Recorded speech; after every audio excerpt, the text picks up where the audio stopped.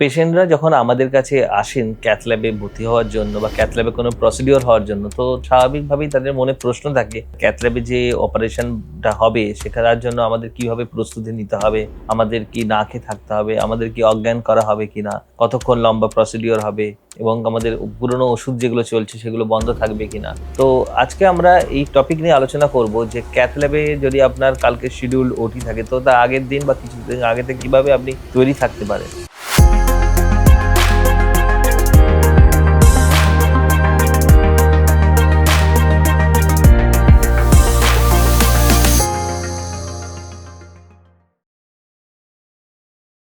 নমস্কার, আমার নাম ডক্টর নীলেশ গিরি, ইন্টারভেনশনাল কার্ডিওলজিস্ট। আমি ভিভাসিটি মাল্টি স্পেশালিটি হসপিটাল থেকে বলছি।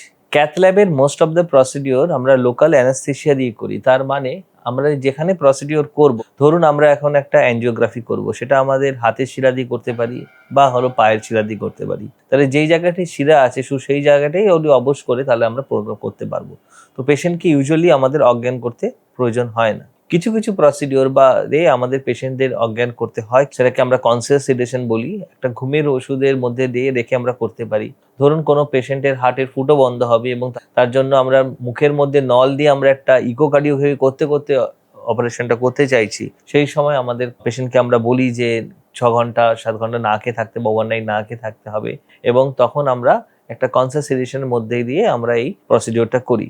অনেক সময় খুব ইয়াং পেশেন্ট যদি কেউ থাকে, পেশেন্ট অস্থির হয়ে পড়তে পারে, এই একটা যদি আমরা আগে থেকে অ্যান্টিসিপেট করি, তখন আমরা পেশেন্টকে অজ্ঞান করে বা সিটিভিএস অ্যানাস্থেসিস্টের সাহায্য নিয়ে আমরা প্রসিডিওরে এগোই। এবং আমরা যদি এটা নিয়ে আলোচনা করি যে পেশেন্টের খাওয়া দাওয়া বা এইগুলো কি রকম থাকবে অপারেশনের আগে, বা ওষুধপত্র কি খাবে না খাবে, সেটা বলতে গেলে আমাদের বলতে হয় যে ইউজুয়ালি সমস্ত ধরনের ওষুধ যা দিয়ে আসে হার্টের সেগুলো সবই চলে, শুধু রক্ত পাতলা করার যেসব ওষুধ আছে সেগুলো কিছু বন্ধ থাকবে যদি পেশেন্টের পেসমেকার বা ডিভাইস বা কোনো সিআরটিপি বা এইরকম ডিভাইস লাগানো হয়, তাহলে কিন্তু আমাদের বন্ধ রাখতে হবে, কারণ যেই জায়গাটায় কাটা হয়েছে সেই জায়গাটায় কিন্তু রক্ত একটু ডেলা বাঁধতে পারে। ক্যাথ ল্যাবের বিভিন্ন প্রসিডিওরের লেংথ, মানে কতক্ষণ ধরে চলবে, সেইটা কিন্তু ডিপেন্ড করে কি ধরনের প্রসিডিওর হচ্ছে। যদি আমাদের অ্যাঞ্জিওগ্রাফি হয় তাহলে আমাদের 10 মিনিট থেকে 15 মিনিট লাগবে। যদি আমাদের অ্যাঞ্জিওপ্লাস্টি হয়, কতগুলো স্টেন্ট বসবে, কতগুলো ব্লক আছে তার উপর নির্ভর করে আধ ঘন্টা থেকে 1.5 ঘন্টা বা 2 ঘন্টা অবধি লাগতে পারে। পেসমেকার যদি ডুয়াল চেম্বার পেসমেকার হয় তাহলে 1 ঘন্টা থেকে 1.5 ঘন্টা লাগবে। যদি বড় পেসমেকার যাকে আমরা সিআরটিপি বা সিআরটিডি বলি, তাহলে সেটা কিন্তু 3 ঘন্টা বা 3.5 ঘন্টা অবধিও লাগতে পারে। এছাড়াও ইপি স্টাডি হয় যেগুলো 4-5 ঘন্টাও লাগতে পারে। তাহলে আমরা এটা কনক্লুড করতে পারি যে যদি আমাদের কোনো প্রসিডিওর বা অপারেশনের ডাক্তারবাবুরা সাজেস্ট করি, তাহলে আপনাদের অযথা ভয় পাওয়ার কিছু নেই, কারণ এখানে যেমনি বললাম আমরা পুরো মাইক্রো সার্জারি দ্বারা করি। এখানে ট্র্যাডিশনাল যে সার্জারি হয় তার চেয়ে রিস্ক অনেক কম।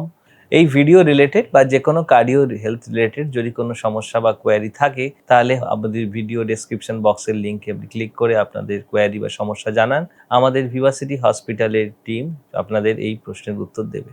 আমাদের ভিভাসিটি হসপিটালের মুক্তি যোগা বলে একটি উইং আছে, যেখানে আমরা লাইফস্টাইল মডিফিকেশন করে থাকি যোগার মাধ্যমে। আপনারা এখানে আমাদের কন্ট্যাক্ট করতে পারেন। যে কোনো হার্টের সমস্যা বা হার্টের কোনো অপারেশনের পর ডায়েট একটা ইম্পর্টেন্ট পার্ট। ভিভাসিটি হসপিটালের ডায়েটিশিয়ানরা আসে, যারা আপনাদের স্পেশাল ডায়েট নিয়ে সবসময় গাইড করবেন এবং তার সাহায্য আপনারা নিতে পারেন। যে কোনো হার্টের সমস্যা থাকলে বা ইমার্জেন্সি হলে আমাদের হসপিটালে আসবেন। আমাদের 24/7 ইমার্জেন্সিতে হার্টের কনসালটেন্টরা আছেন এবং তারা আপনাদের সাহায্য করবেন। নমস্কার, ভালো থাকবেন, সুস্থ থাকবেন।